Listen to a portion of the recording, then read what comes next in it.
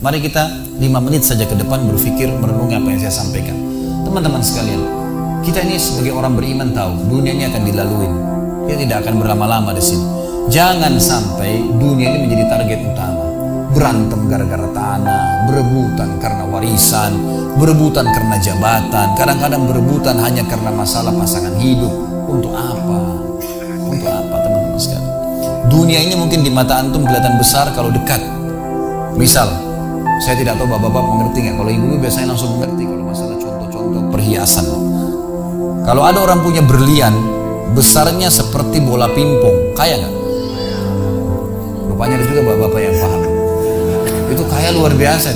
Kalau dia punya berlian seperti bola basket, kaya nggak? Coba taruh berlian yang seperti bola basket itu di tanah, terus antum naik pesawat ke atas. Makin jauh, kelihatan gak?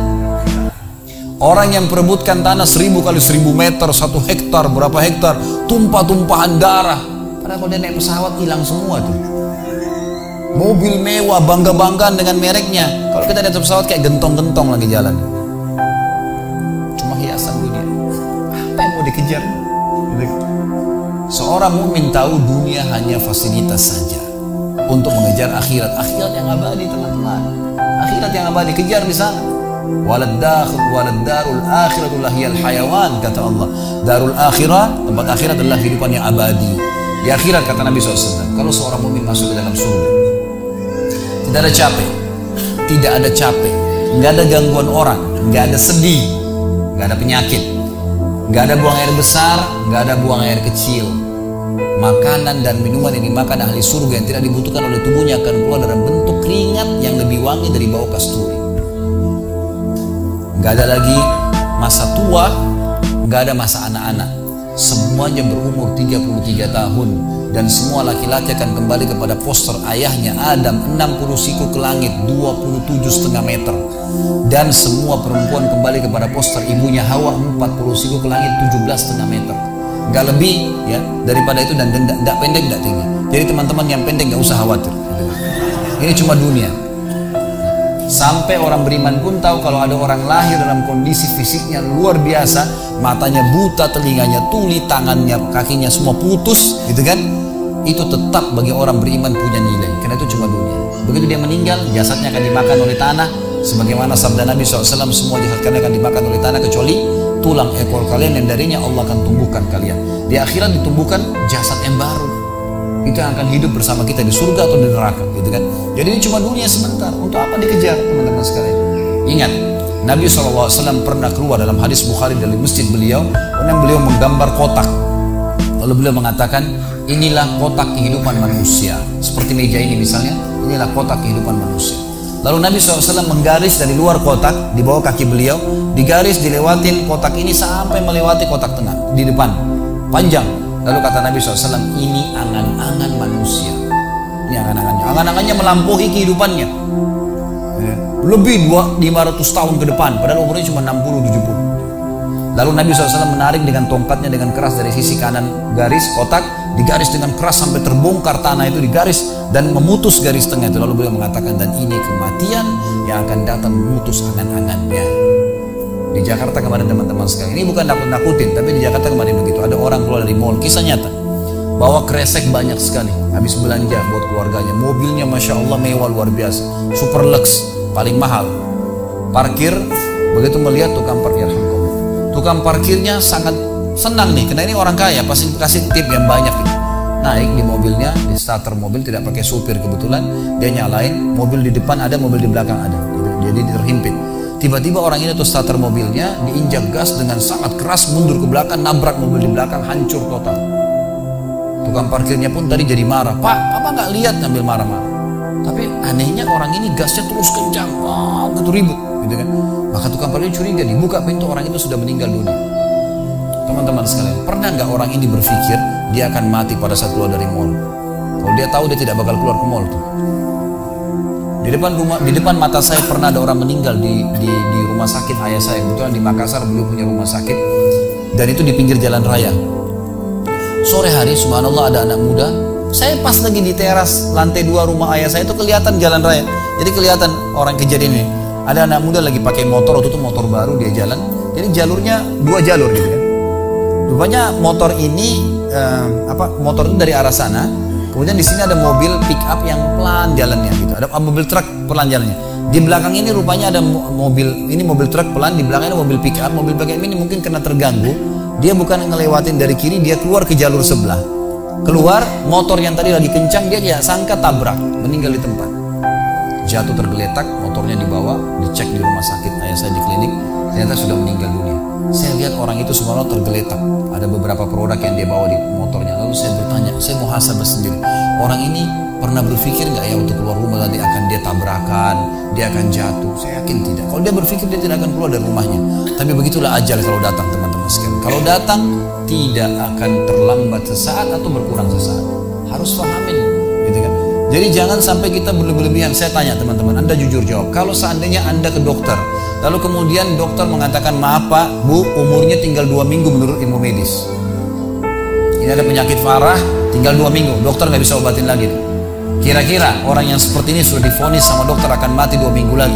Nggak ada lagi, sudah kankernya, sudah tumor segala macam di tubuhnya, sudah segala macam penyakit. Nggak bisa lagi hidup orang ini. Kemudian ada orang datang, temannya bilang, itu si Fulan, ceritain kamu. Kira-kira dia masih mau ribut berkelahi? Itu orang tuh mau mengambil hakmu, masih mau mengebut lagi?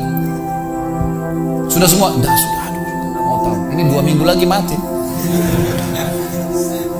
Semestinya teman-teman tidak usah tunggu vonis dokter. Siapa yang bisa jamin sekarang di masjid ini teman-teman ada dari tembok ini tiba-tiba malaikat maut, saya lihat antum tidak lihat, orang roh saya tinggal dikenang. Khalid Basalamah pernah ceramah, selesai. Dan Anda juga bisa begitu setiap saat. Bagaimana orang bisa tenang nih dalam kemaksiatan kepada Allah sementara setiap saat malaikat maut bisa datang jemput dia dan ada hisab semuanya? Ini bahaya sekali.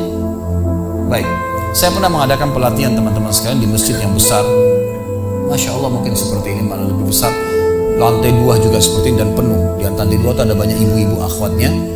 Saya bicara masalah kematian selama 2 jam, materi lengkap. Kemudian setelah itu sebelumnya saya bilang sama panitia tolong supaya lebih hidup suasananya, siapkan kebutuhan jenazah, meja, kain kafan, sama menyan-menyannya semua. Kemudian di sebelah masjid buatin liang lahat. Baik Ustaz, dibuatlah. Selesai saya ceramah 2 jam, saya bilang, Bapak Ibu sekalian, saya mau ajak Anda 5 menit coba menjadi jenazah. Ada yang mau? Sempat ada yang angkat tangan depan saya. Kebetulan ini teman kita ini, saudara kita tukang batu. Adiknya dia kembar anak SMA, sering ikut pengajian saya gitu. Dia hadir juga. Dia bilang, saya Ustaz. Baik, silahkan. Pak, saya minta tolong satu hal ya. Kalau Bapak naik nanti di atas meja ini, dibungkus dengan kain kafan oleh panitia, tutup mata Anda dan bayangkan Anda sudah mati dan dengarkan apa yang saya ucapkan. Baik Ustaz, baik. Saya juga bilang sama panitia di atas masjid waktu itu, ibu-ibu, silakan kalau ibu mau coba, panitia tolong bantu. Saya sudah pandu waktu sebelum pengajian. Ringkasnya adalah dia naik. Subhanallah, begitu dia naik, Bapak Ibu sekalian, orang ini naik di atas meja, begitu tutup matanya dan ditempelin kain kafan di pipinya. Ini kain kafan asli kita beli. Ditempel di pipinya, langsung dia nangis. Nangis dia, terisak-isak. Lalu kemudian panitia taruh tangannya di dadanya, harus dibungkus gitu kan. Lalu saya bilang, Pak, coba renungin sekarang Anda sudah mati dan hiruk-pikuk di masjid ini ada orang nangis. Kebetulan adiknya dia yang kembar ini murid saya duduk di sebelah kiri kanannya dan membayangkan benar kakaknya meninggal. Mereka betul-betul menangis gitu. Ada jemaah-jemaah juga yang lain pada nangis. Saya bilang, hiruk-pikuk masjid ini yang sedang menangis, ada yang sedang ngobrol, ini anggap di rumah Anda pada saat Anda meninggal dunia. Dan Anda tidak bisa protes. Gak bisa bilang saya tidak mau, jangan ribut, gak bisa lagi. Panitia pun menaruh tangan kanan di atas tangan kiri, kita nggak bisa protes, taruh di dada, dibungkus dengan kain kafan pun nggak bisa. Baik Pak, bayangkan semua peluang amal saleh yang semestinya Anda bisa kerjakan, sholat malam, sedekah bakti dengan orang tua, baca Quran, sholat berjamaah, yang Anda sia-siakan dan Anda menyesal kenapa tidak kerjakan sekarang.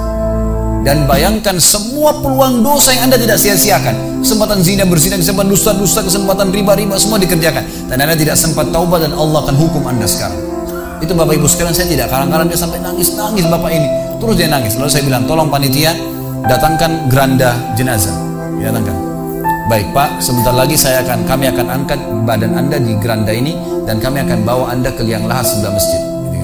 Diangkatlah dia. Saya bilang, Pak, renungin, resapi tubuh Anda kesentuh dengan geranda ini. Ditutuplah lalu dipikul. Lalu saya pandu pakai mic, saya bilang, Pak, inilah detik-detik terakhir Anda bersama kami. Terus sesalin perbuatan-perbuatan dosa Anda pernah lakukan, peluang-peluang ibadah Anda sia-siakan.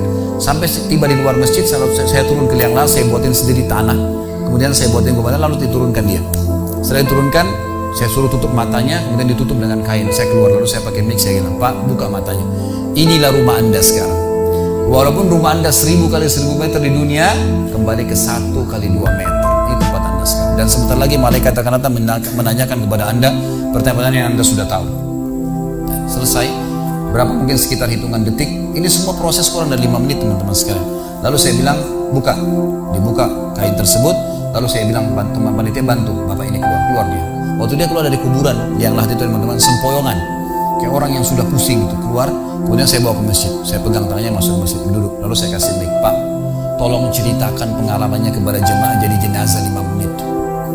Itu dia pegang mic, gemetaran. Ustaz, saya tobat, saya durhaka sama orang tua, saya nggak sholat, saya begini. Ini dia lupain, ada ribuan jemaah depannya nih. Dia nangis-nangis, sebutin semua kesalahannya. Semua pada banyak ikut nangis. Kayak orang ketakutan betul, gitu kan? Baik, selesai. Saya panggil siapa lagi yang mau coba? 2, 3, 4 orang. Rata-rata semua begitu keadaannya. Gitu kan? Alhamdulillah mereka sadar seketika pada saat itu. Lalu kemudian saya bilang, penutupan, ada bahkan ibu-ibu yang coba di atas pingsan, ibu itu. Kita bukan nakut-nakutin, dan memang saya praktekin. Lalu saya bilang begini, Bapak Ibu sekalian, sebagai penutup acara saya bilang pada saat itu, bahwasanya ini hanya praktek jadi jenazah. Tapi ini ya akan datang satu waktu Anda dibungkus kain kafan tidak bisa kembali lagi. Sekarang masih bisa kembali beramal soleh. Dan ini pernah diperingatkan oleh Hasan Basri rahimahullah. Beliau pernah ngantar jenazah diikuti oleh seseorang. Lalu Hasan Basri tanya, wahai fulan, kalau seandainya jenazah ini tiba-tiba hidup sekarang, apa yang dia kerjakan? Kata orang ini, tentu dia akan sholat, dia akan puasa, dia akan ngaji, dia akan kerjakan ibadah-ibadah. Kata Hasan Basri, kenapa? Dia bilang karena dia sudah mati, dia tahu nilainya ibadah itu.